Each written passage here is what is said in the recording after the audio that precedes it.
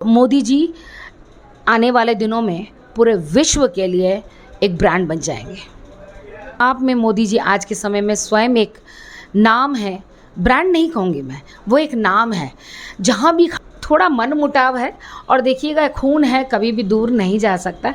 एक न एक दिन दोनों चाचा भतीजा हाथ मिला ही लेंगे।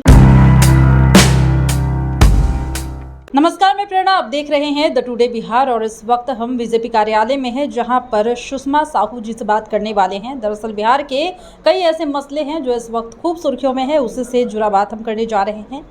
मैम, पहला सवाल ये है कि जिस तरीके से जो निर्माणाधीन एमएलसी फ्लैट है उसमें आज ही एक युवक की हत्या कर उसको बीच ये एमएलसी फ्लैट के वो जो कैंपस था उसमें टांग दिया गया, लेकिन बिहार पर आए दिन जो है वो कटाक्ष किया जाता है विपक्षियों की तरफ से कि जिस तरह से हो रहा है बिहार में, नीतीश कुमार इसके लिए मौन रहते हैं। क्या लगता है?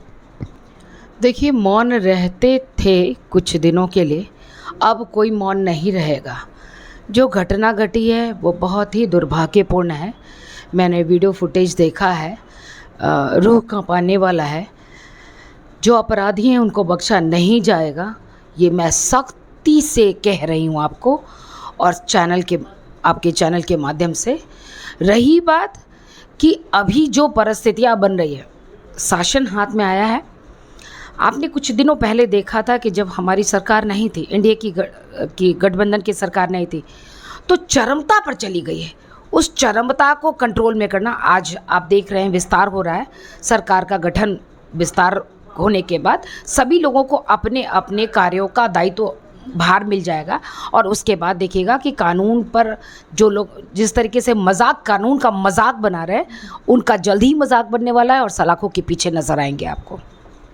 आज बीपीएससी की परीक्षा हो रही है और उससे पहले की सेकेंड शिफ्ट अब खत्म होने को है, लेकिन उससे पहले ये बड़ा एक सवाल है कि फिर से एक बार पेपर लीक का मामला निकलकर सामने आ रहा है। ये कहा जा रहा है कि तकरीबन 300 बिहार के लोगों से झारखंड में पेपर सॉल्व कराया जा रहा था और एसआईटी का टीम भी गठित कर दिया गया है। एक तरफ मैम जैसे देखते हैं कि बिहार में रोजगार एक बड़ा मुद्दा बनते जा रहा है, छात्र सड़कों पर है, आए दिन इसको लेकर कोई ना कोई हंगामा होता है। ऐसे में ये होना फिर से एक बार क्या मतलब इस पर हम कह सकते हैं?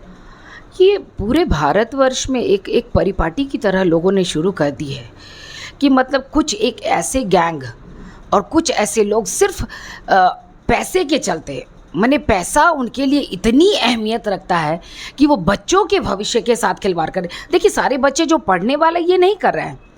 जो लोग ये कर रहे हैं उनको ना दूर दूर से पढ़ाई से मतलब है, ना बिहार के भविष्य से मतलब है, ना भारत में बढ़ते रोजगार से उनको कोई मतलब है।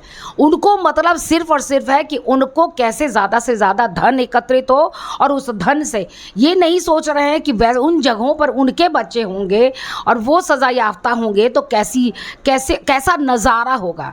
दुर्भाग्य है। मुझे लगता है कि सरकार को इस पर बहुत सख्ती से काम करना चाहिए और जो लोग भी हैं उनके लिए बेल तो माने नॉन बेलेबल ऑफेंस है, बेल तो मिलनी ही नहीं चाहिए और आजीवन इन लोगों को ना कटघरे में डाल करके, क्योंकि ये बच्चों के भविष्य के साथ खेल रहे हैं और बच्चों के भविष्य को बहुत मुश्किल से एक बच्चा जो पढ़ता है, ना दिन देखता है ना रात देखता है, सिर्फ उसके आंख में एक ही सपना होता है कि मेरे पास अब जब नौकरी होगी तो मेरा परिवार सुदृढ़ होगा, मेरा परिवार संपन्न होगा, बिहार संपन्न होगा और बिहार से देश संपन्न होगा।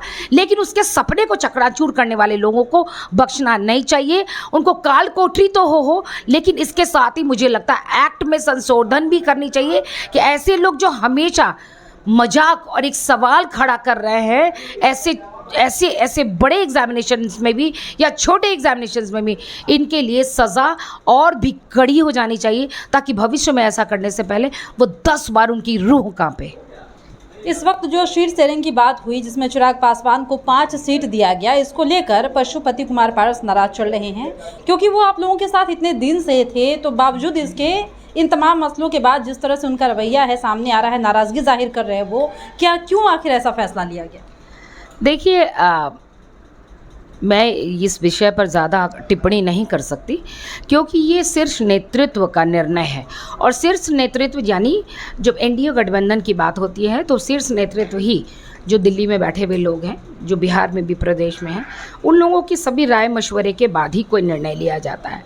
और रही बात, ये पारस जी और चिराग जी अलग नहीं हैं, ये बात अलग है कि क्या कहते हैं ना कि थोड़ा मनमुटाव है, और देखिएगा खून है कभी भी दूर नहीं जा सकता। एक ना एक दिन दोनों चाचा भतीजा हाथ मिला ही लेंगे, क्योंकि जिस कुल से और जिस एक संस्कार से वो माने आए हैं रामविलास, स्वर्गीय रामविलास पासवान जी के परिवार से सब संबंधित है। रामविलास पासवान जी की आत्मा कभी भी ये नहीं चाहेगी कि मेरा परिवार आज जो टूटता और बिखरता नज़र आ रहा है वो टूटे और बिखरे। वो चाहेंगे, उनकी आत्मा चाहेगी कि ये वापस जुड़ जाएं और एक साथ मिल जाएं। एक आखिरी सवाल लेंगे कि इस वक्त प्रधानमंत्री नरेंद्र मोदी को लेकर तरह तरह की बातें की जा रही है। एक समुदाय के बीच कई तरह के कयास है सीएए लागू होने के बाद से। दूसरी तरफ बात करें विपक्षी दलों के, तो उनका कहना है कि साफ तौर पर प्रधानमंत्री मोदी अपना बस ब्रांडिंग करवाते हैं, जनता से कोई लेना देना नहीं है। क्या लगता है इस तरह की छवि जो बनाई जा रही है, इससे क्या होने वाला है? देखिए, जिन लोगों ने ऐसी बातें कही हैं या भ्रम जाल फैलाया है लोगों के बीच में कि मोदी जी अपनी ब्रांडिंग करना चाहते हैं, वो व्यक्ति 10 साल में भी अपनी ब्रांडिंग ही करेंगे। ब्रांडिंग करने के लिए शुरू का समय चाहिए होता है, और वो अपने आप में मोदी जी आज के समय में स्वयं एक नाम है। ब्रांड नहीं कहूँगी मैं, वो एक नाम है। जहाँ भी खड़े होते हैं वहाँ से ही लोगों की एक गरिमा, एक गौरवपूर्ण फीलिंग्स मतलब खुद में भी एक गौरवपूर्ण एहसास होता है। लोग कहते हैं सीए की बात कर रहे हैं, मैं कहती हूँ ट्रिपल तलाक के बारे में जो बात करें, क्या वो ब्रांडिंग कर रहे थे मोदी जी? मुस्लिम बहनों को आज 3 तलाक की आप रेशियो दिखाइए, एनसीआरबी की रिपोर्ट आप देखिए, उसमें कितना गिरावट आया है। ख़त्म नहीं हो सकता, एक बार की ख़त्म नहीं हो सकता, लेकिन गिरावट कितनी आई है। खौफ तो है, लेकिन खौफ होने के बाद कल ये जब एहसास होगा कि मेरी बेटी के साथ अगर उसका शौहर अगर ट्रिपल तलाक के बारे में अगर इस तरह के लफ्ज़ों का प्रयोग करके उसे छोड़ देता है बीच राहे पर बच्चों के साथ, या घर से निकाला कर देता है, तो ऐसी परिस्थिति में अगर मेरी बेटी के साथ ऐसा होगा तो कैसा महसूस होगा। तो ऐसा महसूस करने के लिए थोड़ा वक्त दीजिए। मोदी जी अपने आप में एक गौरवशाली इतिहास हैं, और मोदी जी आने वाले दिनों में पूरे विश्व के लिए एक ब्रांड बन जाएंगे।